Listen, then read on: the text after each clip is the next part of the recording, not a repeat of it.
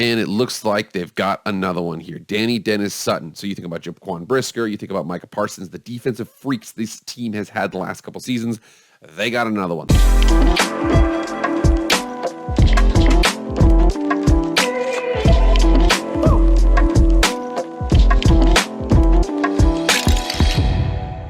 What is up, everybody? It is Jake with Master of Football back at it again. Happy Wednesday. Thank you so much for being here. If you want to be up to date on all things college football, pro football, Madden, EA college football, the NFL draft, anything related to American football, hit that red subscribe button. You will not be disappointed. Also hit the like button too. Like, share, comment, subscribe, do all that stuff. I appreciate it. Without further ado, let's get into the video. All right, guys, there is so much spring game action to make my way through. I was not able to make my way through all of it. I'm still slowly putting these things together. Now, there's a really, really interesting team in the Big Ten. I know what you're saying. Oh, it's got to be Michigan. No, it's not Michigan. Oh, it's got to be Ohio State. It's not Ohio State. Oh, it's got to be USC. They're not even in the league yet. There is one team there that I believe if the Big Ten is going to challenge the SEC for the top dog in terms of a conference out there, this team has to come through in a big way in the next couple of years. They did a pretty good job last year. We will see what they do in the future. But that team is the Penn State Nittany Lions. So what we're going to do really quickly here is I'm going to show you a link to their spring game. I went ahead and watched the whole thing. Really, really good game there. Again, great for the defense. We'll get into that really quickly in a second here. But I'm going to have that link here. We're going to go through kind of my highlights of it. There's 3 things I wanted to highlight out there to talk about. 2 of them are good. One of them is not so good. And then what the season looks like heading forward. Let's get into that article real quick. So here we are with YouTube.com, where we see Matthew Loves Ball. And again, Matthew Loves Ball does a great job out there. I mean, he just reposts things of other people, those other games out there. But, again, I appreciate him doing it. It's a thankless job. He does it. He's got 141,000 subscribers doing it as well. So he's got Team Blue versus Team White, got the highlights in here. I want to make sure I included 331 here. We're going to talk about this, about Drew Allar, the quarterback, here in a second here. But make sure you come over here, check this out. The link will be in the description. We're not playing it for fair use for your purposes here. But again, I just want to make sure you had this here. So the first thing to highlight from this game was how unbelievably much better the defense was than the offense. Now, I know the game was not a very high-scoring game there. But again, you come over here and see this on SI.com, talking about Penn State Blue-White and their game highs and lows. It says here, Penn State's defense looms large. And if you watch it, I'm telling you right now, their defensive line and their secondary completely owned the offense in most respects here. So it says here that the group that looks far ahead of offense on Saturday, the defense does, which isn't surprising for a team breaking in a new quarterback. Still, the Lions' second-team offense totaled 32 yards, lost 24 on the ground, and might have allowed a dozen sacks at full speed. Again, if you watch that there, the defensive line was absolutely torching the offensive line, and the defensive backs matched up really, really well against the wide receivers there.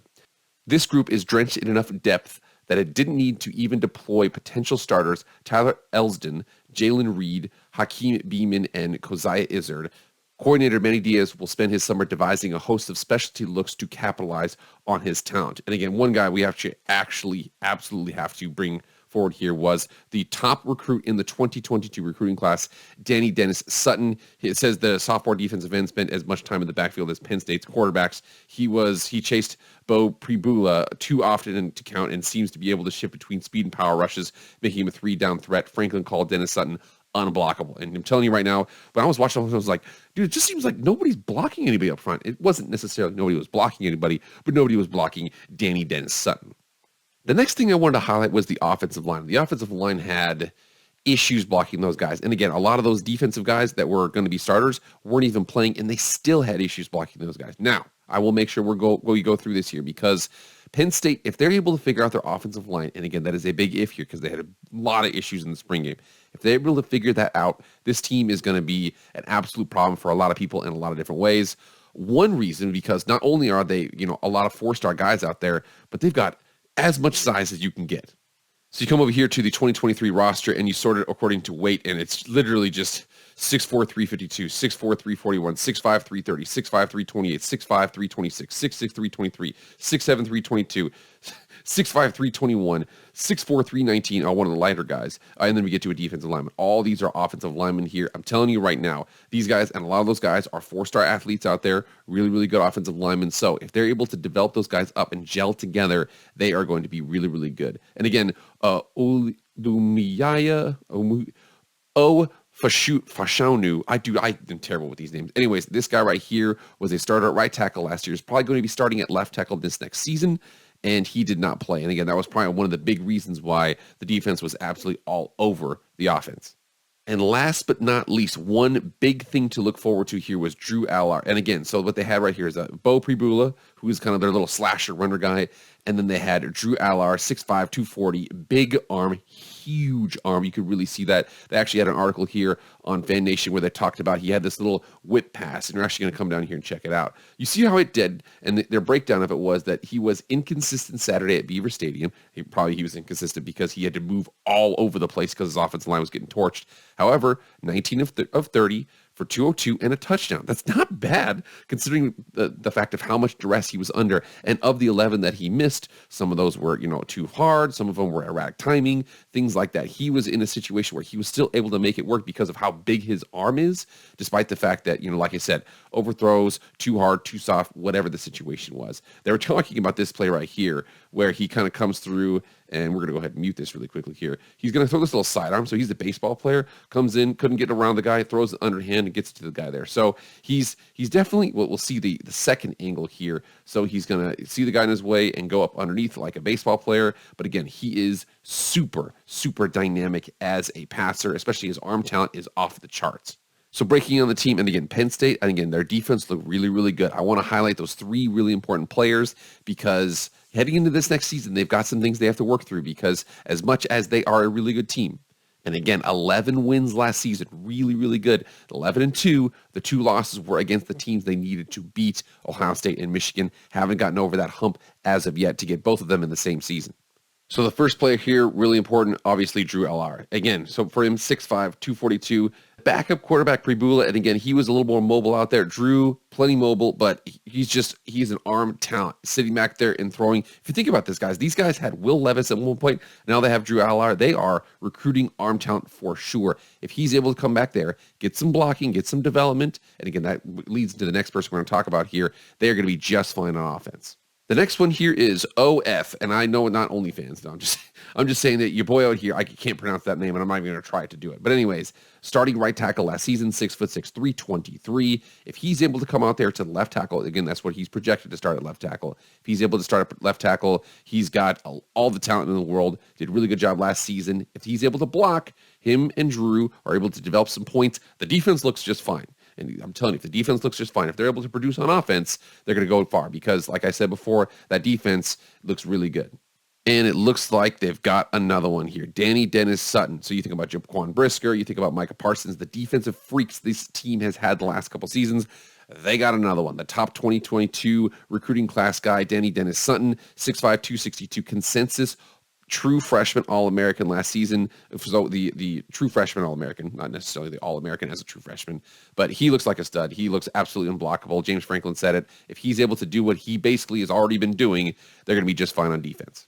And we bring this up, remember here, okay, other than a close game against Purdue very early in the season, they won every other game basically by double-digit points except for the two they lost against Michigan and Ohio State. This team was really, really good, okay? They won the Rose Bowl game, and I know people are going to say, oh, they won the Rose Bowl game. They're the third best team in the Big Ten.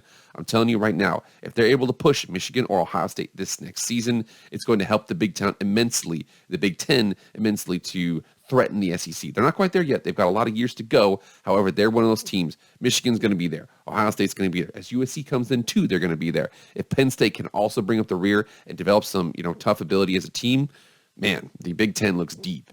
And with that depth in the Big Ten, it's not going to get any easier here. So again, they're non-conference games here, UMass, Delaware, and West Virginia. But home against West Virginia, home against Delaware, at Illinois, replacing a lot of guys. Iowa at home, don't have to go out there to Kinnick Stadium, don't want to do that. At Northwestern will be interesting. Then you've got a kind of a break here. You've got a bye week, and then you've got UMass. Then you go to Ohio State, October 21st. You've got Indiana at home, at Maryland there. That's an interesting game. Taulia Tagovailoa, explosive offense. And then this right here, this 4-game stretch here. So we've got at Ohio State, Indiana at home, at Maryland, and then Michigan at home. If they go 3-1, they've got a chance for the CFP. I'm telling you, if they can go 3-1 in that stretch, they have a chance. It's going to be really tough to do that, though. Rutgers at home and then at Michigan State. At Michigan State, always a tough place to play. They didn't have the season they wanted last year, but they can still be pretty good. So if you're looking at that right there, again, if that little 4-game stretch here, October 21st up until November 11th, if they can go 3-1, they will push for the CFP, I'm telling you. So you think about Penn State, okay? New quarterback, but he's got a rocket arm. Really, really good out there from an arm talent perspective. You have a freakazoid defense, okay? Dennis Sutton, there are so many good dudes out there on the defense. They're going to be freaky, freaky good. Now, I know people say, oh, the offense didn't play the way they wanted to in the spring game. I'm telling you right now, as long as that defense can go out there and do what they do, the offense is going to be just fine. First of all, the offensive line has as much size as you want. I'm telling you, Penn State is going to be a problem. And again, last year, 11-2, only had losses to Michigan and Ohio State. If they beat either one of them this year, don't be surprised if they push for the CFP. All right, guys, get in the comments right now. What did you think of Penn State's spring game? I'm telling you, go down there and check that link out. It's awesome to see it. I'm telling you, I think they're going to be a problem for a lot of teams out there. If Drew Aller can really go out there and build upon what he did in the spring game, just from, like, again, he was under constant duress and still able to make a lot of plays out there. If he's able to do that, they're going to be just fine. All right, guys, that's it. Thank you so much for being here. Please like, share, comment, subscribe, do all that stuff. I really appreciate it. That's it for me, guys. I'll see you guys later. I am out.